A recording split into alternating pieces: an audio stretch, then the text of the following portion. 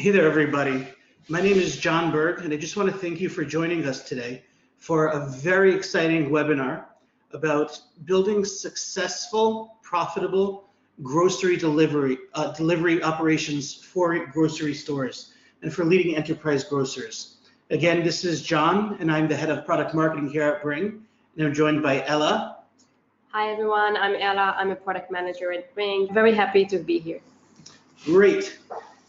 So now that we've all met one another, throughout this webinar, if you have any questions, please feel free to submit via the GoToWebinar app, and we're going to try to take questions at the end. A recording of this webinar will be made available probably sometime tomorrow, so please keep an eye out and we'll send you a recording. If you have any questions, you can always reach out to us via the website, and we're happy to speak with you one-on-one as well. So jumping right in, online grocery may be relatively small today, but it is poised for explosive growth. So if we take a look at some of the numbers, North America, according to Deutsche Bank, is projected to grow by 6x to $120 billion. That's about 13% of all grocery. In the UK, we're seeing 50% growth projected over the next few years. France is projected to have a really strong growth period, as well as Spain and Germany. So when we look at what's happening in America, what's happening in Europe, we're seeing incredible growth. However, the economics of grocery delivery are really challenging. Capgemini reports that on average, customers are willing to pay about $8 per delivery, but these deliveries actually cost $10. And when we also factor in the cost of picking, when that's not well optimized or well organized, Common Sense Robotics reports that it can cost as much as $20 to fulfill and deliver an online order. So clearly there's a gap here.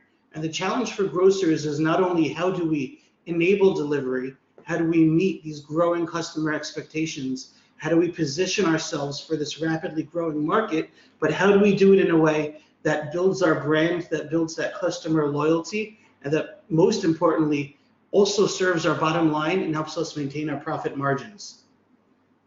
So what we're going to do now is Ella and I are going to take you on a brief walk through a successful delivery flow, and we're going to talk about some of those considerations and what's necessary as we go through the different stages in a delivery. So like most business procedures or components, there are three core building blocks that we're going to address as we go through delivery flow. You have people, process, and technology. So people here may be your in-house staff, they may be a third-party fleet, they may be, crowdsourced pickers that you're working with.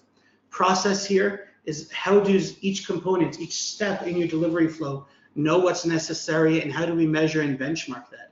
And technology is not only within each of these teams and flows, how does each team operate, how do we measure, benchmark, and improve, but how do we orchestrate everything so that all of the different teams and all of the different components and technologies will work seamlessly together. So a strong e-commerce is usually the first step in a delivery flow. And when we say e-commerce, we refer to both web traffic as well as mobile apps and mobile engagement.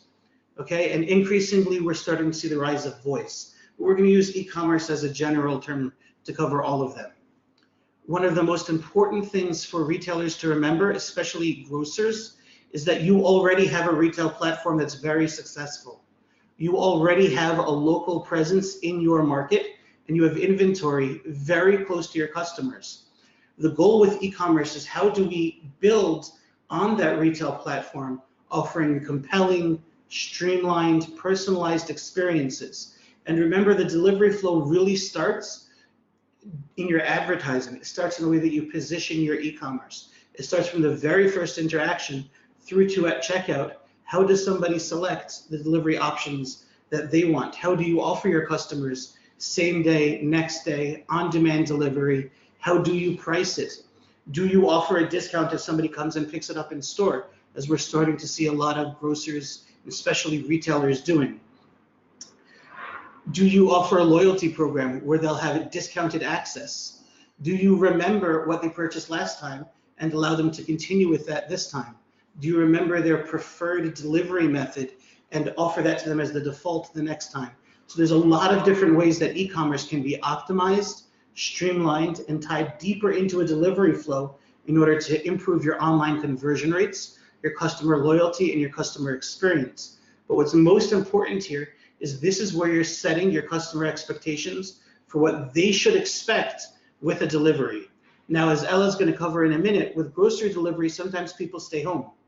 They're required to be there because they're getting fresh or frozen goods. Now, that means that they may want to pick, while rapid delivery or same-day on-demand delivery may sound exciting to many businesses, we found that customers often value convenience just as much, if not more, than speed. So how do you allow them to select the right time to define their delivery experience during that e-commerce interaction?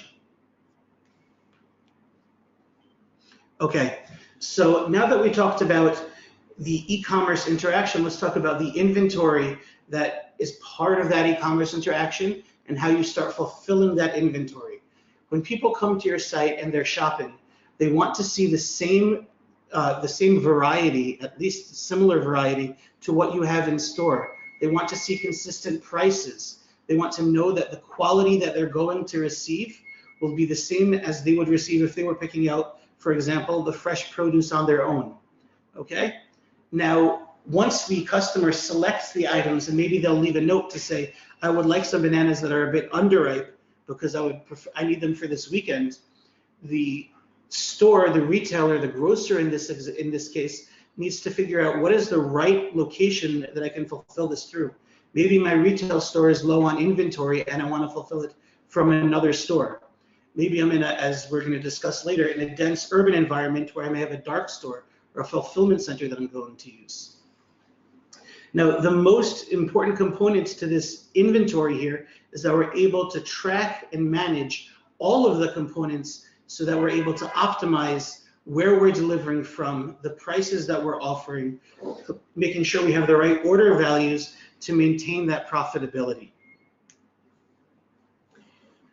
So when talking about picking and staging, you want to efficiently collect orders for the delivery, and it's usually optimized by an app. Orders can be collected from retail, from warehouse, from dark stores. In small stores, we optimize usually the picking process by batching few orders to be picked at the same time. In large stores, we can also optimize by route inside the store so that the picker can do the shortest route in the store to pick the order. You want to also make sure that orders are picking on time to meet staging timelines for a smooth handoff to the drivers. And another important consideration is maintaining temperature for optimal food safety. Cold and frozen items should be staged for delivery in a temperature control environment. You also want to make sure that your team is taking them out for the handoff to the delivery driver right on time, as items can go bad very quickly. Handling substitutions can be very challenging, and we know it from few customers of us. Each business will have their own processes for managing substitutions during the picking process. However, most grocers allow customers to reject substitutions at the point of the delivery. Substitutions must therefore be noted during the picking process so that the invoice can reflect these changes and synced to the driver app so that a driver can notify the customer at the point of delivery. So, this is one of the examples, I think, Ella, where, and I know Ella doesn't want to brag about herself, but Ella has quite a bit of experience working with grocers in defining what a substitution flow will look like. So sometimes you may be out of inventory and want to substitute a Pepsi for a Coca-Cola. And again, it comes back to knowing your customers, knowing their preferences, and then making sure that you have a defined process so that your pickers know what's needed. And if the delivery driver needs to notify the customer, they have the right invoice there, they can notify the customer and initiate a rejection flow as needed.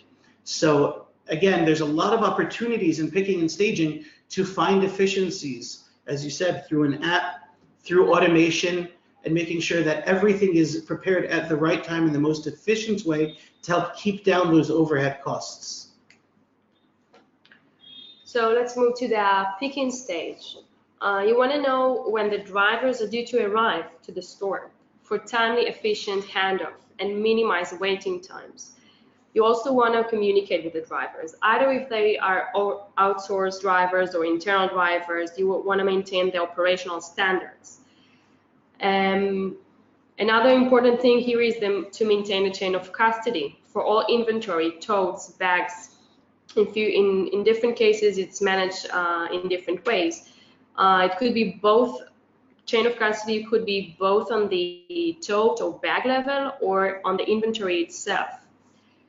As a bonus here, you also want to maintain the same process for click and collect orders. So when customers come to pick up their orders, the order is already picked up and the store associate knows when the customer is due to arrive. So that synchronization, I think you're saying, is really important here. So are you saying that grocers, like the staging team, will actually know when drivers are due to arrive? Yeah, that's exactly the point here. So the store associate needs to have a kind of screen tool that allow him to know when drivers or customers should arrive to the store to pick their orders, and based on that, the ability to manage the picking and the staging inside the store. So one of the things that I've heard speaking with a lot of grocers is that their systems tend to be very much based on pen and paper. They're very manual. And as we're starting to see here, everything from where is the inventory to how should it be picked, how do we substitute, where is the driver, and how do we make sure that the food is ready at the right time, and even that we're maintaining the chain of custody, you're saying this all happens within apps, right? Yeah, everything is happening within apps, and I think the most important thing here is the integration between all of those systems that allow you to connect the dots and have everything in one place. So the flow is very smoothly and everything is controlled. Let's talk about the dispatch and routing. So when sending orders and dispatching orders, you want to make sure that you send the right fleet, the right driver and vehicle for each one of the deliveries. Also, routes are optimized and orders are batched if possible. So what considerations should we take to make those routes optimized? First of all, we look at the drivers. We look at the driver locations, the driver's skills, what are their capabilities, and we look also about at working hours. We also look at the vehicle types. Some orders require some equipment, special equipment in the vehicle, for example, coolers for cold and frozen items. Another consideration to take is the times, the order time window, the promised time to the customer, the time on site for the pickup, and the time on site at the customer location. All of these are consideration to take when planning the routes. So if we were to talk just about all of those different times, how do businesses get that data? How do they measure that and take that into account? So how do you know how much time your drivers are spending at a customer? So I think that what we do usually is, first of all, we start with a baseline. It's really depends if the business had deliveries before working with Bring or not. If the business had deliveries before working with us, we have a kind of baseline of what's the time on the side of the customer location, how much time it takes to pick up the order at the store. So we use those baseline benchmarks, and then once we track all the data, we track the via driver app the actual times, the actual pickup time, and the actual time on site of the customer location. Then we're willing to learning this and optimize better and suggest and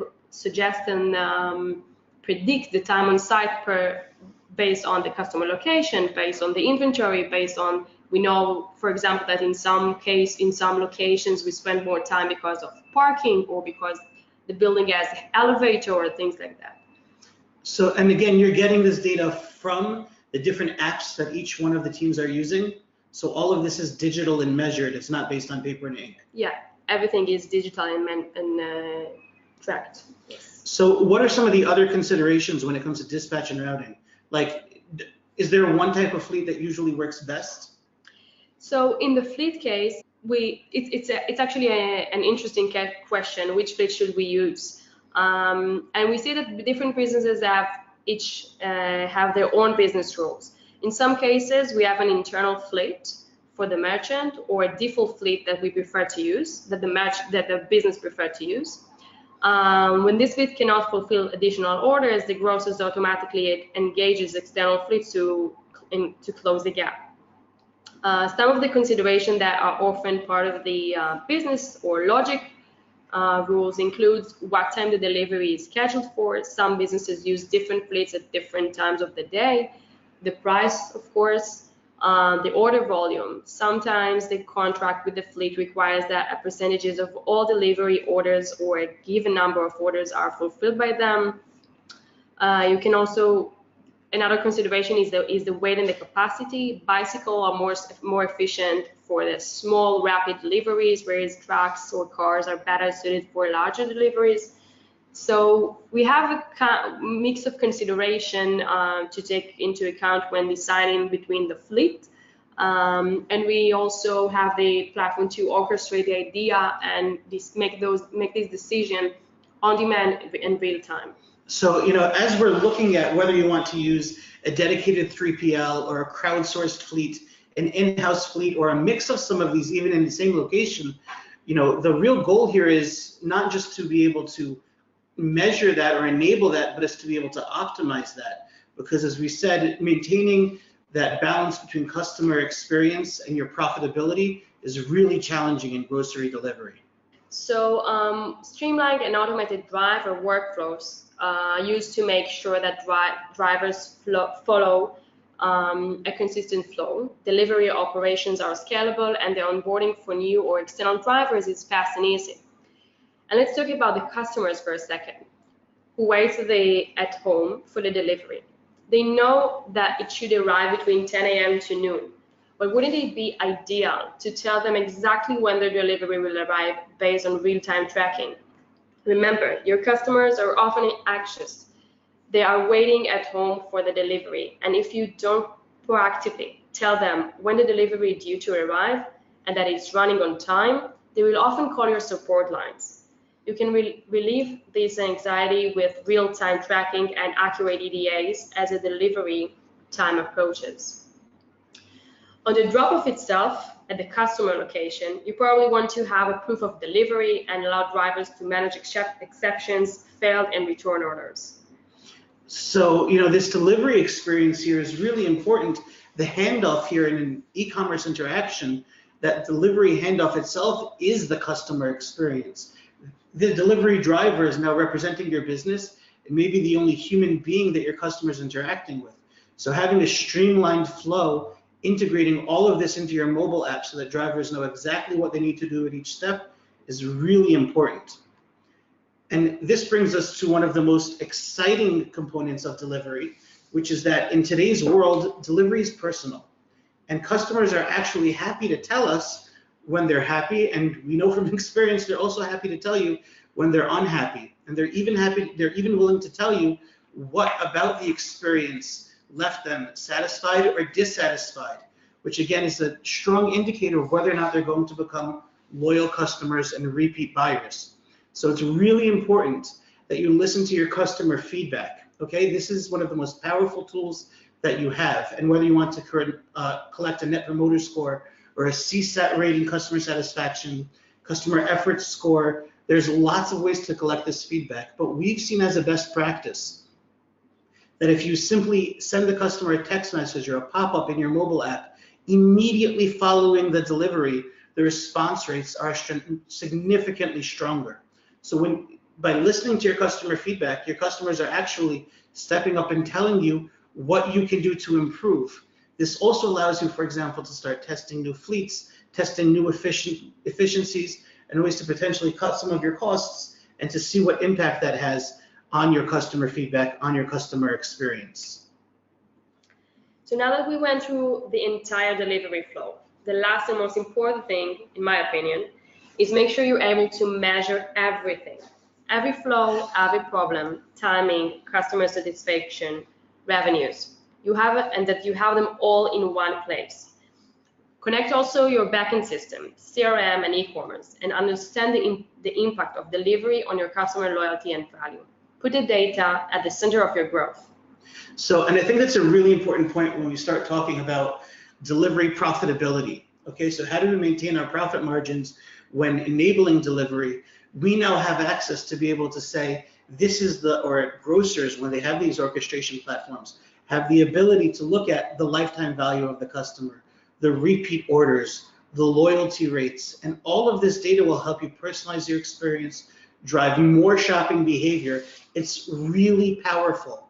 And remember, this is not just about one interaction or a single delivery experience, as this is a new experience for many customers. It's about introducing them to the ability to order online, showing them how convenient and phenomenal it is, and helping to earn that loyalty, lower the barriers for people to buy, and increase not only your sales, but your profit margins. So we're going to talk now about the strategic considerations, a little bit of the strategy that goes into what does it take to be successful, to be profitable in your grocery delivery. Now, again, as this is a webinar, we're not going to go into the fine points of a balance sheet and where the strongest savings are. But if that's a conversation you're interested in having, please feel free to contact us. We're happy to provide a one-on-one consultation, better understand your needs, and share some of our experience. As Ella said, we've been working with a number of the leading grocers around the world. So the first component in the balancing act of maintaining your profitability and success as a grocer is your customer experience. As we said, delivery is the new customer experience. When somebody orders online, the delivery is the most human interaction they have. Delivery offers speed and convenience. And ideally, you want to offer customers as much speed and convenience as you can. One of a really important tool that we've seen a number of grocers and retailers start to deploy is a customer journey map, where they look at their customer journeys in retail, online, from an omnichannel standpoint, or even starting on a channel-specific level, and understand what are your customers going through, how can I make this faster, easier, more convenient, and more lucrative to the business, which includes, by the way, most importantly, listening to the voice of your customer. Again, in an on-demand world, the customer is king. While customer experience is really important, it needs to be balanced with the desire to be profitable. And as a business, we need to maintain the profit margins, which means that because ideally your delivery flows should be digitized as much as possible, should be integrated, and you have all that data, you should be operating as close as possible to peak efficiency. We want to make sure that we've lowered the costs. We've used automation wherever possible, whether that's automated flows, automated substitutions, automated assignments, as we want to cut down on those expenses in order to improve the profitability. The second piece here is the optimal price point. Now, when we talk about the optimal price point, this does not only mean how much do you charge for grocery delivery, which, by the way, customers are willing to pay depending on the region. We've seen anything from about $6 to about $10, sometimes a bit higher, sometimes a bit lower for grocery delivery, but you can also play with your minimum order value, okay? Or subscription cards. There's lots of subscription offerings. There's lots of ways to play with your price point in order to help alleviate some of the cost of ideally a fully optimized delivery and to balance your profit margins, or to improve your profit margins when you're looking at grocery delivery. The last piece here is to look at how did this help you increase your order volume and your customer loyalty. So customer that shops more often, even if they're occasionally at a lower volume, at a lower profit margin, may be more lucrative for your business in the long run. Remember that when you have a customer that's coming back regularly, and if they're still doing 60% or 50% of their shopping at retail, there's a lot of room here to better understand the data and to understand how you want to substantiate the profitability of your delivery program. So what we're looking at here is a platform-based approach. If we're going to summarize this whole, what we've learned until now, that takes into account all of the different people, processes, and technologies that are engaged at every step along the delivery flow, whether that's in your e-commerce team, this may be in your warehouses, your fulfillment centers, this includes your retail teams, your operations and logistics teams, through to your delivery drivers and your customers, and we want to integrate them, okay? This doesn't mean dropping all the platforms that you have today, but it means integrating them into a platform that gives you a degree of control, that gives you the ability to measure every step, understand what can be improved, okay? That provides you with a level of, as Ella mentioned, machine learning and intelligence about time on site that can help you learn and improve and automate as much as possible. Because at the end of the day, getting this right, like most modern business operations, is about data-driven performance. We want to collect those insights, integrate those platforms, so we can collect the right insights and translate them into action. So now we're going to take a look at a few sample deployment strategies that we've seen leading grocers. Again, this is a couple from North America, some in LATAM, and extensively in Europe, starting to, as Europe is a slightly more mature market, starting to test these strategies, deploy them at larger scale as they're scaling their delivery operations. So there are two cases of urban deliveries that we would like to mention here. The first one is delivering from dark stores. In an urban environment where real estate costs are high and grocers often have smaller retail stores, grocers are increasingly looking to dark stores. Dark stores are regional fulfillment centers, often located in less expensive real estate, designed and optimized for efficiency, picking, and centralized delivery. Dark stores are ideal for larger deliveries, fulfilled either that same day or next day.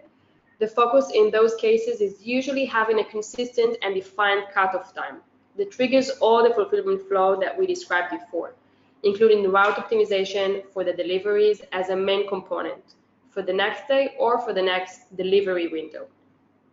Count of inventory item per order is usually high, but yet the delivery is done in urban areas, so often those cases use vans or light trucks.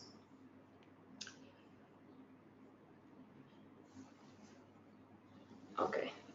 The second type of urban deliveries is light deliveries. Many urban shoppers, especially people who are not shopping for the family, shop for less at a time, but more often. For example, someone may want to order a few items for that evening's dinner. Because of the population density of crowded cities, light deliveries are becoming increasingly popular. Given the short distance between the local retail grocery and the delivery customer, many grocers are using lighter transportation, such as outsourced drivers, crowdsourced fleet, motorcycles, or bicycles for rapid, convenient fulfillment. Furthermore, as the orders are often delivered on demand, it's very important the entire delivery flow is synchronized in real time. From order sync from the website to assignment to the picker, to the bag, to the picker to the bag the order, to delivery staging, handoff to the driver, and the delivery itself, and the return to the store for the next batch of orders, real-time orchestration and optimization is critical. Advanced logic such as batching multiple deliveries into single run have a substitutional impact on delivery capacity, efficiency, and profitability. Unlike in dense cities, rural and suburban deliveries have a very different dynamic. Shoppers are likely to purchase a large number of items in a single shop. However, it can be more challenging to find a single delivery fleet that covers your entire retail footprint. Sometimes, such as when there are higher delivery volumes, you may even need multiple fleets delivering from a single store. However, maintaining quality, consistency, and operations across multiple fleets can be very challenging. The right platform helps these grocers manage operations to measure fleet quality and corporate fleet performance, seamlessly managing deliveries across external fleets. In addition to ensuring quality and consistency, these benchmarks help grocers negotiate better financial terms with fleets and add or change fleet as needed. We also want to talk about the click and collect case and curbside delivery. The case is ideal for busy customers who don't want to wait for the delivery to come or introducing e-commerce to later adopters who would like to take things step by step. Allowing click and collect also improves store traffic and sales, as shoppers frequently purchase additional items while they are at the store collecting their orders. From an operational standpoint, click and collect is built on the same people, process, and technologies that enable delivery, the same foundations that allow an order to be picked, staged, and ready for the delivery driver by 2 p.m. support the ability for customers to come in and pick up their orders by 2 p.m.